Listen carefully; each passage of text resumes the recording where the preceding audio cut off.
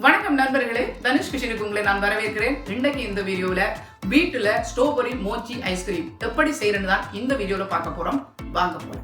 இந்த மாதிரி ஒரு ட்ரேயில் 5 ஐஸ்கிரீம் போல் செய்துட்டு நீங்கள் இதை 2 மணி நேரத்துக்கு ஃப்ரீசரில் வச்சுருங்க.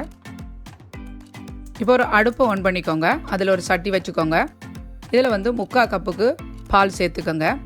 120 கிராம் சீனி சேர்த்துக்கோங்க. இப்போ இந்த சீனி பாலில் கரையும் வரைக்கும் நீங்கள் கைவிடாமல் கலக்கி கொண்டே இருக்கணும். நெருப்பை மீடியத்தில் வச்சுக்கோங்க. இப்போ பாருங்கள், நல்லா கரைஞ்சிருச்சு. இப்போ நாங்கள் அடுப்பை ஆஃப் பண்ணிடலாம். இதில் 3 டீஸ்பூன் அளவுக்கு தேங்காய் எண்ணெய் சேர்த்துக்கோங்க. 3/4 டீஸ்பூன் அளவுக்கு வெனிலா சேர்த்துக்கோங்க. இதுக்கு தேவையான கலர், நான் ரெட் கலர் எடுத்துருக்கிறேன் ஸ்ட்ராபெரி ஐஸ்கிரீம் செய்கிறபடினால. அதை நல்லா நீங்கள் மிக்ஸ் பண்ணி விட்ருங்க பாலோட.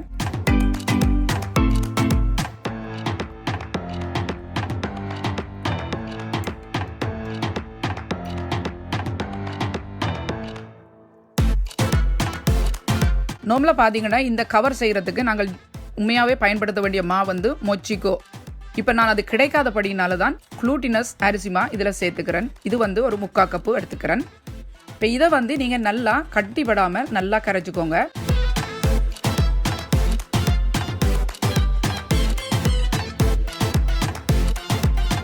இந்த பாருங்கள், எல்லாம் கட்டிப்படாமல் நல்லா கரைஞ்சிருச்சு.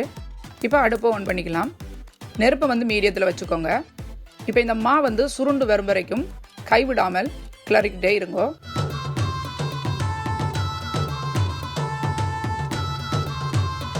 இந்த பாருங்கள், மா நல்லா சுருண்டு வந்து கொண்டு இருக்குது. இப்போ இதை நீங்கள் ஒரே பக்கமாக விடாமல் நல்லா அழுத்தி திருப்பி அழுத்தி கொண்டிருங்க. பாருங்கள், அகப்பையோட இந்த மா இப்படி ஒட்டி வரணும்.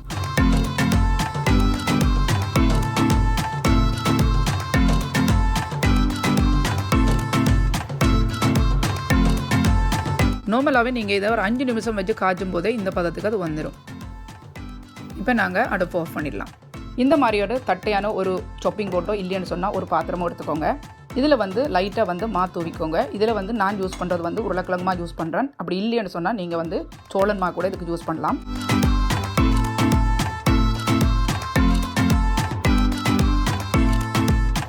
இதை இந்த மாதிரி ஒருக்கா கையால் நல்லா அழுத்தி விட்டுருங்க.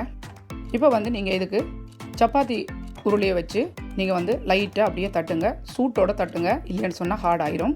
வேகமாக தட்டுறது நல்லது. ஆக மெல்லிஸாக தட்டாதீங்க. மொத்தமாக இருந்தால் தான் ஐஸ்கிரீமோடு சாப்பிடும்போது அது ரொம்ப சுவையாக இருக்கும். பாருங்கள், தட்டியாச்சு. இப்போ இதை நாங்கள் கண்ணாடி பேப்பர் போட்டு மூடி ஒரு 20 நிமிஷம் ஃப்ரிட்ஜில் வச்சிடலாம்.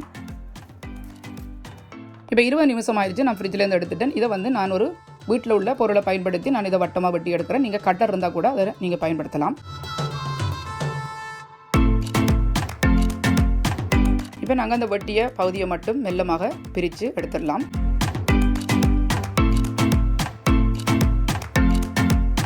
இப்போ பாருங்கள், இதில் தேவைக்கு அதிகமாக இருக்கிற இந்த உருளைக்கிழங்கு மாவை நாங்கள் தட்டி விட்டுடலாம். இப்போ இதை ஒரு சைட்டில் வச்சிடலாம். இப்போ நாங்கள் ஏற்கனவே ஃப்ரீசரில் வச்சுருந்த ஐஸ்கிரீம் எடுத்து ஒரு உருண்டையாக இந்த வெட்டிய மாவில் வச்சு நாங்கள் சுற்ற ஆரம்பிக்கலாம். இப்போ பாருங்கள், எல்லா ஓரங்களையும் ஒரு பகுதிக்கு கொண்டு வந்துடுங்க. ஒரு மோதகம் பிடிக்கும்போது எப்படி பிடிப்போமோ அப்படி அது எல்லாத்தையும் ஒரு இடத்துக்கு கொண்டு வந்து இப்போ எஞ்சி இருக்கிற மாவை நீங்கள் அப்படியே கிள்ளி எடுத்துருங்க. எடுத்து போட்டு எல்லாத்தையும் ஒரே மாதிரி ஷேப் பண்ணிடுங்க. இப்போ பாருங்கள், எல்லாம் நாங்கள் செய்தாச்சு. இப்போ நாங்கள் இது ஒரு 2 மணி நேரம் குறைஞ்சது நாங்கள் ஃப்ரீசரில் வைக்கலாம். அப்போ தான் அது இறுகி வரும். இந்த ஐஸ்கிரீமை உங்களுக்காக நான் பெட்டி காட்டியிருக்கிறேன். பார்க்கவே அவ்வளோ அழகாக இருக்குது. இது உங்களுக்கு பிடிச்சிருந்தா நீங்கள் உங்கள் வீடுகளில் செய்து பாருங்கள். இந்த ரெசிபி உங்களுக்கு பிடிச்சிருந்தால் லைக் பண்ணுங்கள், ஷேர் பண்ணுங்கள், சப்ஸ்கிரைப் பண்ணுங்கள். இது போன்ற இன்னும் ஒரு சுவையான குறிப்புடன் உங்களை சந்திக்கும் வரை உங்களிடமிருந்து விடைபெறுவது தனு.